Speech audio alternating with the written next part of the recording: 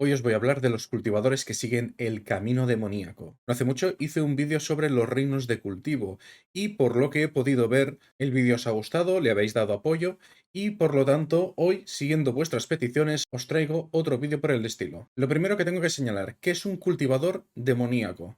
A diferencia de lo que probablemente muchos estéis pensando, no significa que cultive técnicas malvadas necesariamente. En el mundo del cultivo se califican dos cosas como demoníacas. Una son las bestias. Y dos, son los cultivadores que no tienen ningún tipo de límite para volverse más fuertes. Os voy a poner un ejemplo para que lo podáis entender mejor. De los tres tipos de cultivadores que hay en el cultivo están los cultivadores justos, meditación, práctica, iluminación. Ese es más o menos el camino que siguen. Cultivadores itinerantes. No están en ninguna secta y dependen sobre todo de su astucia y los encuentros afortunados para poder progresar. Son bastante parecidos a vagabundos. Por último, está el camino demoníaco, que se centra en aumentar la fuerza del modo más rápido posible, del modo más fuerte posible, y le da igual cómo lo haga. Esto implica que no van a dudar en matar, traicionar, envenenar, seducir. Mientras se vuelvan más fuertes o consigan sus objetivos, todo vale. Vamos a empezar con cuatro grupos iniciales. Los cultivadores de sangre, los cultivadores de fantasmas, los cultivadores de hueso y los cultivadores de cadáveres. Acordaos de practicar la técnica inmortal del like. Los cultivadores de sangre podéis considerarlos algo parecido a vampiros. Su método para poder volverse más fuertes es utilizar la sangre como medio. Recolectan sangre no solo de otros cultivadores, sino también de mortales, personas comunes. Mientras tengan suficiente sangre, pueden hacer muchas cosas. Maldiciones para controlar la línea de sangre. Estas maldiciones sirven para matar y controlar. Si un cultivador de sangre os roba algo de vuestra propia sangre, mediante algún tipo de maldición puede intentar controlaros o haceros perder fuerzas, lo cual os deja indefensos para que os saque más sangre. No solo también os puede matar a través de esta maldición, sino que puede hacer que todas las personas relacionadas por línea de sangre también mueran. Vuestro hijo, hermano, madre, tío, primo, toda la familia. Es decir, hay que tener un rencor inmenso y mucho odio para que un cultivador de sangre llegue a utilizar este tipo de maldición, ya que no solo le va a resultar muy difícil lanzarla, sino que probablemente va a tener que pagar un precio muy elevado. Aparte de las maldiciones, también tienen cosas como por ejemplo armas de sangre. Cristalizan la sangre y la refinan para poder conseguir diferentes armas, armaduras o la usan para crear un tesoro. Todos, por supuesto, con efectos sanguijuela, por así decirlo, y también con efectos como corrosión, maldición o incluso envenenamiento. Otro método que tienen es consumir la sangre ellos mismos, ya que de este modo absorben la vitalidad que contiene y pueden llegar, por ejemplo, a extender su vida útil. Sin embargo, tened en cuenta que los métodos demoníacos son, en su mayoría, defectuosos, o mejor dicho, tienen efectos secundarios. En el caso del cultivador de sangre, por ejemplo, al absorber la sangre constantemente de otros seres vivos, lo que hace es volver impura su propia sangre. Esto causa, por ejemplo, que le resulte mucho más difícil tener descendencia. Y si la sangre que absorbe ha sido alterada de manera deliberada, pues también es fácil que se infecte con lo que sea que haya. Y si los cultivadores de sangre ya son la pesadilla de los seres vivos, entonces los cultivadores de fantasmas son las pesadillas de las almas muertas.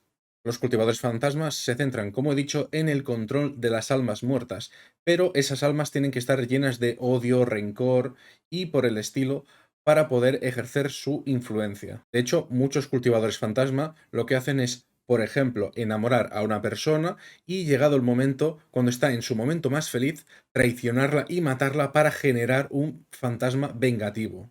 Por supuesto, también pueden traicionar la confianza de alguien, torturar brutalmente a alguien hasta matarlo. Cuantas más emociones negativas tenga un fantasma utilizando estos métodos, más poderoso se vuelve. Por supuesto, el efecto secundario que tiene utilizar este tipo de métodos es que tienes que tener sobre todos los fantasmas un control perfecto, porque en el momento en que te flaquee el control o lo pierdas, esos fantasmas se van a dar la vuelta y se van a encargar de ti por todo lo que les hiciste. De hecho, si un fantasma vengativo que está bajo el control de un cultivador de fantasmas se libera del control y consigue devorar al cultivador que lo controlaba, pasará a ser un cultivador fantasmal, que es algo completamente diferente a los cultivadores de fantasmas. Los cultivadores de fantasmas controlan fantasmas. Los cultivadores fantasmales son fantasmas que se alimentan de otros fantasmas o de energía negativa para mejorar su cultivo. Los cultivadores de hueso no son tan habituales como los otros dos que ya he mencionado, y su método consiste en ensamblar esqueletos. Consiguen un cráneo por allá, un peroné por allí.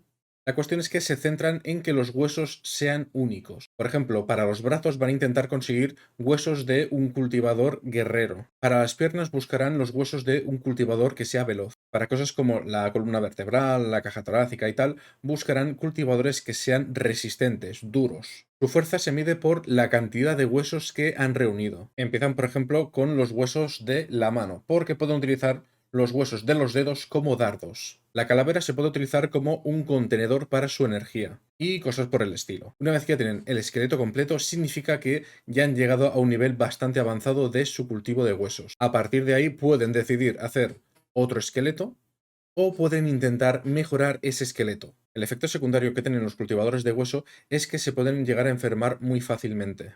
El motivo de ello es que utilizan una energía que refuerza mucho los huesos, pero al mismo tiempo degrada la carne. Entonces, a no ser que tengan algunos métodos para reducir la erosión, porque no la pueden bloquear, van a necesitar elixires durante toda su vida para poder mantenerse. De lo contrario, su esperanza de vida se va a reducir y, como he dicho, se van a enfermar y morir. Si habéis prestado atención y también lo pensáis un poco, veréis que estos tres sistemas de cultivo se complementan y no entran en conflicto. Hueso, sangre y alma. Dado que las tres cosas se pueden conseguir por separado, las tres ramas de cultivo también suelen ser aliadas.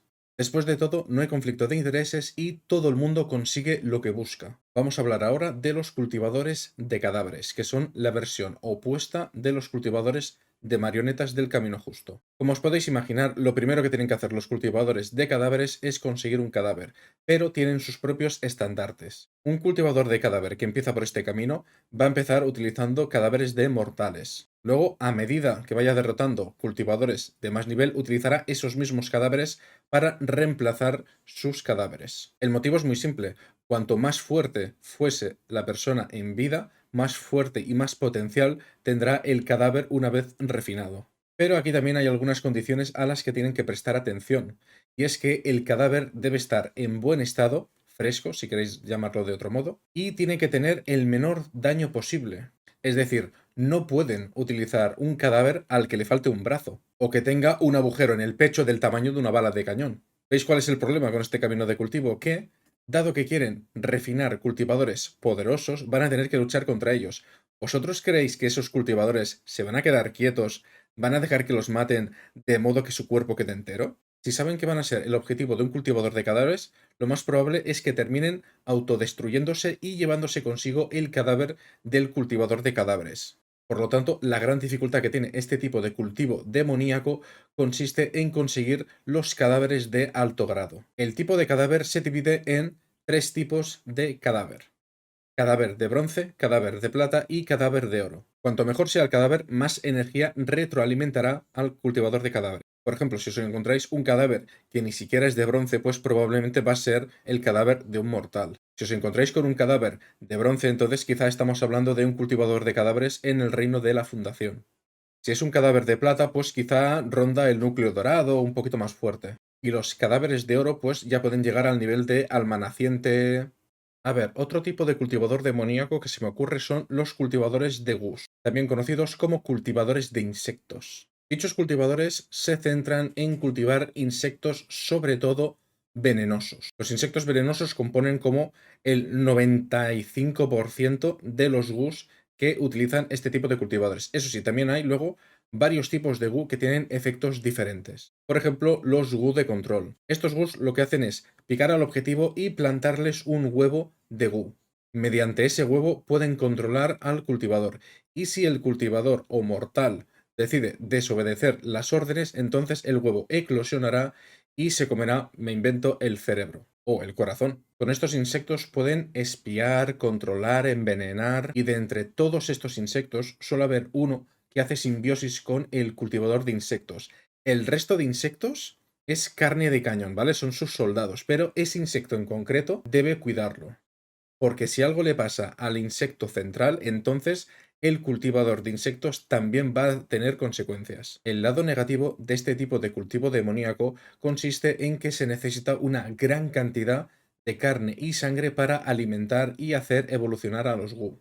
Además, si el insecto central termina muerto, entonces el cultivador de insectos probablemente va a tener una caída muy bestia de su nivel de cultivo, por no decir que lo va a perder por completo. De hecho, los insectos, o gus, como queráis llamarlo, son bastante egoístas y también puede ser que si ven que su cultivador está en peligro, decidan devorarlo y luego escapar. Ahora vamos a hablar de los cultivadores demoníacos que utilizan hornos para mejorar su nivel de cultivo. No confundáis horno con caldero. El caldero es un instrumento de bronce que utilizan los alquimistas para refinar elixires a partir de materiales y hierbas medicinales. Los hornos, en cambio, son personas. Estos cultivadores utilizan algo llamado técnica de cultivo dual. Es algo que existe tanto en los cultivadores justos como en los demoníacos, pero hay una gran diferencia entre ambos. El cultivo dual consiste en un cultivador y una cultivadora que utilizan sus energías para estimular la energía del otro. Se trata de algo bastante personal en el mundo del cultivo. En el caso del camino justo, el método de cultivo dual solo se lleva a cabo con la pareja, es decir, la esposa, la novia, y ambos salen ganando. En cambio, el cultivo dual de el camino demoníaco, solo uno de los dos se beneficia. La razón de eso es que uno roba el cultivo del otro, ya que en lugar de estimular levemente la energía para que ambos mejoren, lo que hace es directamente tragarse toda la energía opuesta y digerir por completo esa energía. La persona a la que le quitan el cultivo o se vuelve lisiada o muere. Como ya habréis deducido, el sistema de cultivo dual consiste en algo parecido al yin y el yang, que se mantenga un equilibrio. Y es precisamente por esto que los cultivadores del mismo género no pueden practicar el cultivo dual, porque si no se sobrecargarían de un solo tipo de energía y morirían. Los hombres tienen el yang, que es una fuerza ardiente y destructiva, por lo tanto, literalmente explotarían. En cambio, las mujeres son yin, que son una energía fría y suave. Se convertirían en una estatua de hielo. Luego he leído en algunas novelas que se añaden más energías a la mezcla y el resultado es que nace con una especie de aberración. En plan, en lugar de ser un extremo o el otro o un equilibrio, se forma una amalgama de algo monstruoso y entonces incluso el propio mundo de cultivo, que por lo visto tiene una especie de semiconsciencia o algo por el estilo, incluso rechaza a esa criatura. Recompensa a los cultivadores que la cazan, se asegura de provocar desastres naturales a su alrededor con tal de eliminarla y cosas por el estilo.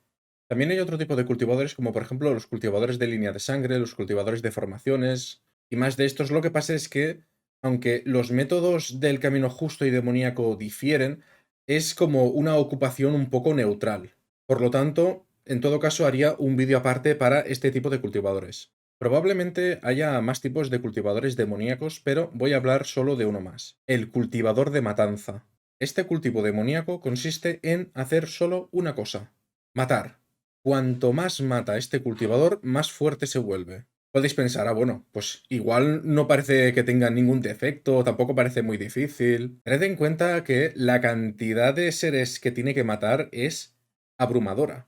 Voy a poneros un ejemplo muy sencillo. En el caso de que quiera llegar al reino de refinamiento de aquí, que es el reino de cultivo más bajo de la mayoría de las novelas, debería matar entre 500 a 2000 mortales. El número de muertes sería el doble, por ejemplo, o el triple, si matara conejos, ciervos, animales normales. Si luego quiere llegar al reino de la fundación, ya debería subir a 5000. Y en el caso del núcleo dorado, pues digamos 1 millón, 2 millones. Este tipo de masacres llaman muy fácilmente la atención de los cultivadores justos que van a perseguir a este tipo de cultivador. No solo eso, sino que al tomar tantísimas vidas a propósito, le va a generar una acumulación de algo llamado fuego kármico.